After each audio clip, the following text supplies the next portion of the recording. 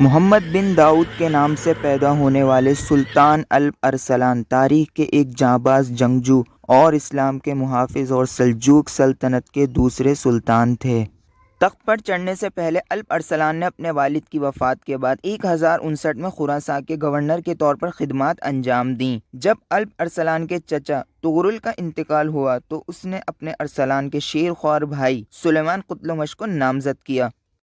ناظرین، جیسے ہی الپ ارسلان نے عراق میں اپنی پوزیشن مستحکم کی، اس نے مشرقی اناطولیہ میں اپنا کنٹرول مضبوط کرنے کے لیے ایک نئی مہم کا آغاز کیا۔ 1064 میں اس نے آرمینیا اور جارجیا کو اپنی حکمرانی میں شامل کیا۔ یہ ایک بڑا سنگ میل تھا جسے سلطان نے اناطولیہ میں گہرائی تک جانے کے لیے اپنے راستے کھولنے کے لیے حاصل کیا۔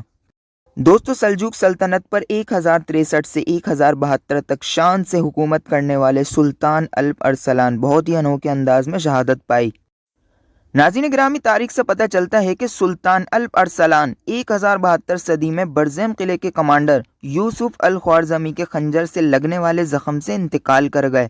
یوسف الخوارزمی کو پھانسی دینے کے وقت کچھ تلخ کلامی دونوں میں ہوئی، جس کی وجہ سے الپ ارسلان نے جلاد کو روکنے کا حکم دیا اور اپنا کمان نکال کر اس پر نشانہ تانا، لیکن ہوا یہ کہ نشانہ چوک گیا تو الپ ارسلان غصے میں آ گئے اور انہوں نے اپنی تلوار نکال کر اس کی طرف آگے بڑھے۔ پاؤں پھسلنے کی وجہ سے وہ یوسف الخوارزمی کے قدموں میں جا گرے، جس کی وجہ سے اس نے فائدہ اٹھا کر اس پر خنجر سے وار کیا۔